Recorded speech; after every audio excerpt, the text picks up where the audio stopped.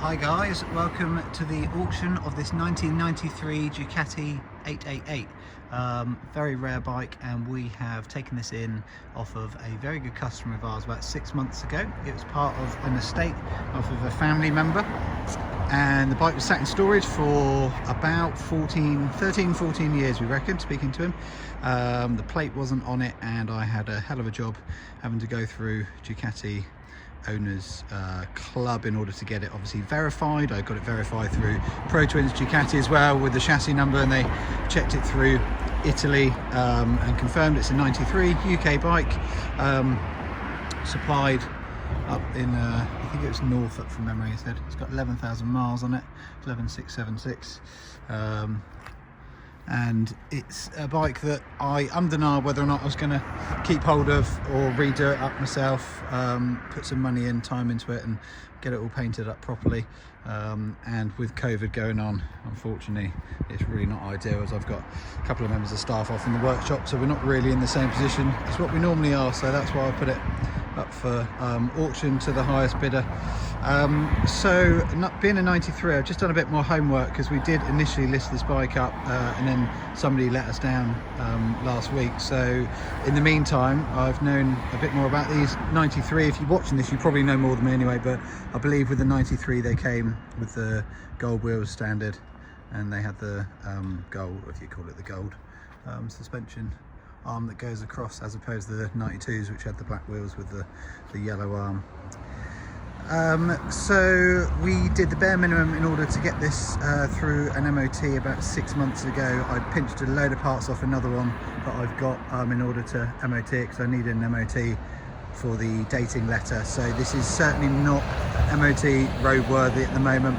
It's got an oil leak on there. When we got it in, we took it apart in order to safely start it, so we obviously put some brand new belts onto it.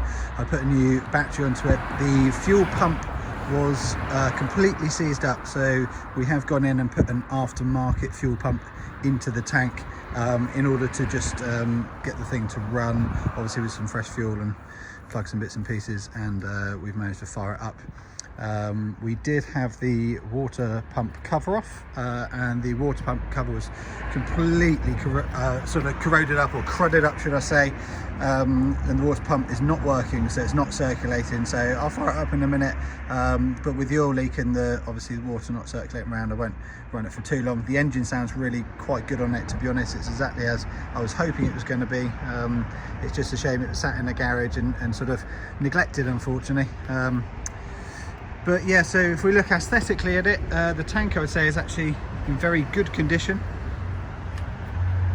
The obviously lever has got some paint stuff here. We've got a mirror missing here. Left hand panel, obviously these are fiberglass, they're pretty easy things to repair. Left hand panel's good, other than that front area there. It needs a screen on there. Small crack running through. Just a couple of very light marks there. The rest of that panel looks really quite good.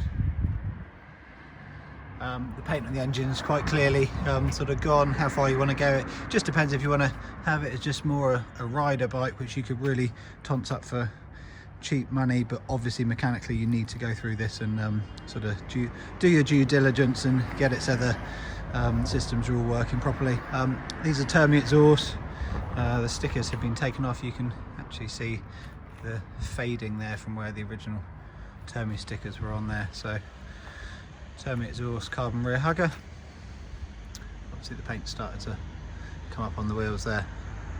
Some of the parts, like the Brembos and that, actually look in decidedly good condition. But there you go, on the K-Reg. Pipe on that side again. All right, a couple of very, very light marks there. Okay, so should be able to fire it up. Straightforward.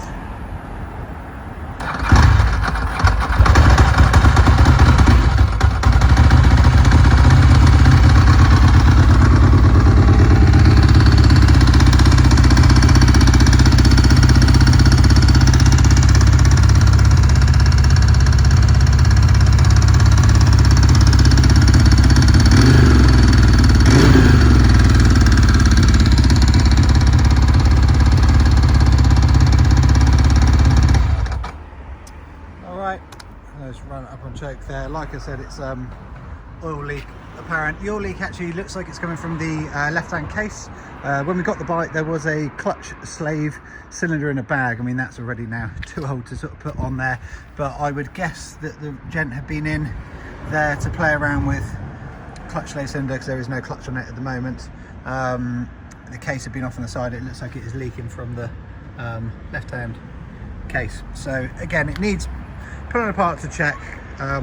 It's a proper sort of barn find bike. It looks really, really bright and sort of pretty as far as a bike goes from a distance. It's not like some awful barn finds that you see which are too far gone. So it does want someone who knows what they're doing to put a bit of time and effort into it and some money, and you got yourself a fantastically appreciating classic. Thanks very much for watching. Any questions, guys, let me know, but it really is all covered in this video and the description. Good luck with the bidding. Many thanks.